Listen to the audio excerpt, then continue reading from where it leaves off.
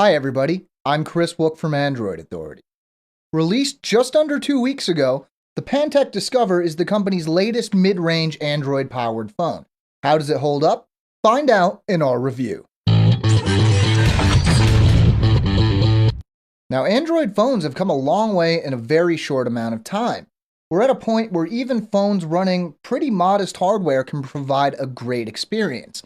And while Pantech may be known as a maker of budget phones, the hardware in the Pantech Discover isn't actually all that modest, so let's get started by taking a look at the specs.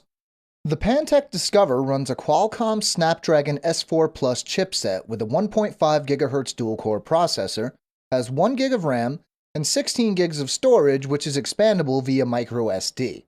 The screen is 4.8 inches and 720p HD with a resolution of 1280 by 720.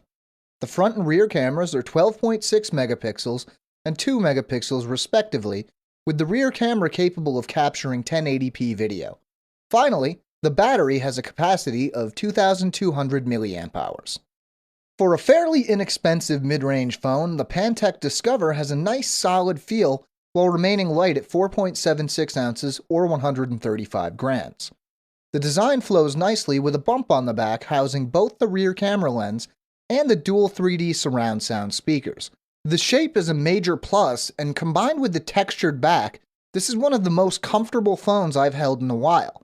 Hardware buttons are minimal, with just the power button on top and the volume rocker on the left side. Everything else is handled via on-screen buttons. The 4.8-inch 720p display may not be the best display we've ever seen, but it's far from the worst, especially considering the price point of the Discover. Video looks nice, colors are vivid, and rendering of text and icons is sharp, matching or exceeding the displays we've seen on pricier phones. With the specs being so similar to the LG Spectrum 2 we reviewed recently, I had a fairly good idea what to expect performance-wise, and the Pantech Discover met my expectations. It isn't going to blow any high-end phones out of the water, but in day-to-day use, the Discover is going to be up to most challenges you throw at it, especially apps which rely most heavily on the CPU, and that does account for the vast majority of apps available. The Pantech Discover runs a skinned version of Android 4.0 Ice Cream Sandwich. We've heard that an update to Jelly Bean is on the way, but we're not sure whether it'll be 4.1 or if Pantech will skip directly to 4.2. The usual suite of Google apps is included, as are some preloaded AT&T apps which, as usual, can't be removed. But generally, there seemed to be less bloatware than we've seen on other recent devices. One major plus, for me at least, is that SwiftKey is included out of the box, which I prefer greatly to any other keyboard. The Pantech Discover's camera may be a bit bare bones compared to those found on other phones, but I found it to be quite usable, with decent focus and low light performance. HDR and panoramic modes are included, and options like exposure, white balance, and focus mode can be adjusted. The 1080p video capture was decent as well, with fairly accurate color representation and a steady frame rate of 30 frames per second.